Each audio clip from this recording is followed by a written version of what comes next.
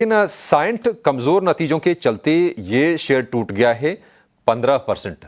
10% की भारी गिरावट पर खुला, सर्किट फिर खुला, उसके बाद गिरावट बढ़ के हो गई है 15%। लेकिन साइंट में गिरावट है क्यों? कल हमने देखा कि बाकी जो मिड कैप पार्टी थी वहां पर बड़ी अच्छी रौनक थी, कोफोर्स समेत 10-10% शेयर चले थे।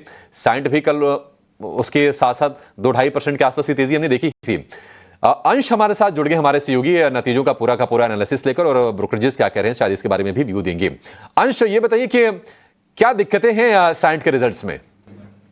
बिल्कुल, नतीजे यहाँ पे काफ़ी वीक आए हैं। अगर हम एबिट की बात करें तो वहाँ पे 8% का गिरावट होता हुआ नजर आया है। मार्जिन की बात करें तो वो भी 12.5% से घटकर 11% आ गया है। स्पेशली प्रॉफिट की बात करें तो यहाँ पे 30% से भी ज़्यादा का ड्रॉप होता हुआ नजर आया है।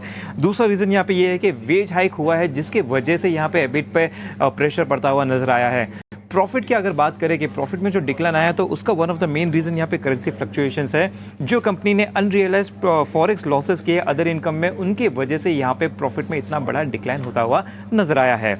लेकिन ये तो था Q3 के बाद। Q3 तो वीक था ही, लेकिन साथ ही साथ मैनेजमेंट ने फॉरवर्ड लुकिंग भी जो गाइडेंस दी है वो भी वीक दी है। कंपनी ने कहा है कि जो FY25 का जो DET सेगमेंट का रेवेन्यू रहता है वो -2.7% एक्सपेक्ट किया जा सकता है। तो यहाँ पे भी जो फॉरवर्ड लुकिंग है व्यू वो भी काफ़ी नेगेटिव आता हुआ नजर आया है। और इसी के साथ मैनेजमेंट में भी कुछ चेंजेस हुए हैं, जिसमें CEO ने इस्तीफा दे दिया है। इसके चलते हम देख रहे हैं कि काफ़ी नेगेटिविटी यहाँ पे बनती हुई नजर आ रही है।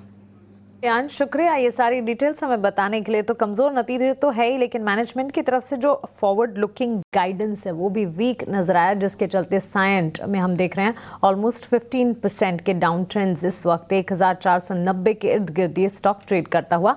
मुनाफे में करीब 31% की कटौती देखने को मिली। कमजोर नतीजे और साथ ही कई सारे फैक्टर्स और जितने भी हर लिहाज से नंबर्स की अगर बात करें वो कमजोरी की तरफ ही इशारा कर रहे थे। FY25 के लिए गाइडेंस भी इन्होंने घटाया। शिवांगी, एक व्यू साइंट पर आपसे जानना चाहेंगे। गिरावट है, क्या गिरावट और ज्यादा गहरा सकती है?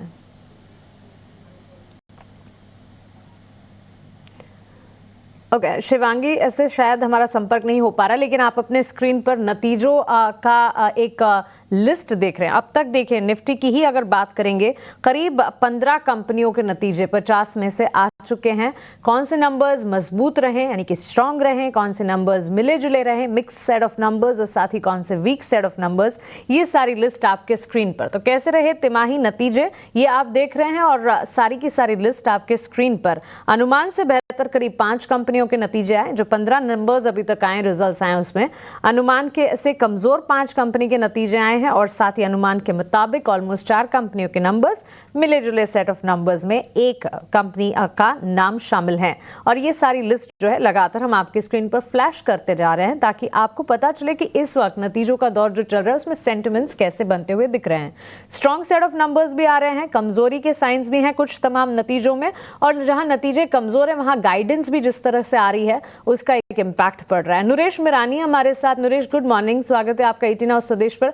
अभी साइंट पर एक डिटेल रिसर्च हम बता रहे थे, कमजोर नतीजे हैं और फॉरवर्ड लुकिंग गाइडेंस भी वीक है। तो एक तो साइंट पर अपनी राय दीजिएगा, और साथ ही आपके आज के ट्रेड्स क्या होंगे?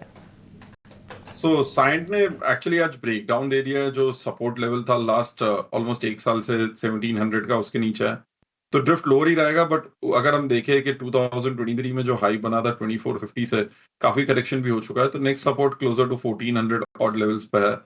तो ये लेवल्स पे बाई भी नहीं है, और सेल करने के लिए भी रिस्क रिवॉर्ड नहीं बचा है, क्योंकि इतना गिर चुका है एक दिन में। स्टॉक स्पेसिफिक मेरे जो रिकमेंडेशंस रहेंगे, सबसे पहले बाय रहेगा इंडिगो पर, जहां पे काफी अच्छा बेस है 3800 4000 में।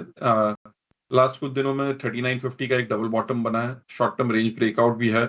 यहाँ पे करंट लेवल्स पर डिप पे बाय रहेगा, स्टॉप लॉस 4050, टारगेट 4500 का रहेगा। दूसरा बाय रहेगा रैमको सीमेंट्स पर, जहां पे हमने देखा कि पहले ये एक लीडिंग स्टॉक था, सबसे पहले सीमेंट्स में ब्रेकआउट हुआ था। कल से सीमेंट्स सेक्टर में एक मूवमेंट देखा है, तो यहाँ पे एक रिस्क रिवॉर्ड ट्रेड है। स्टॉप लॉस होगा 900, टारगेट होगा 960 980 का।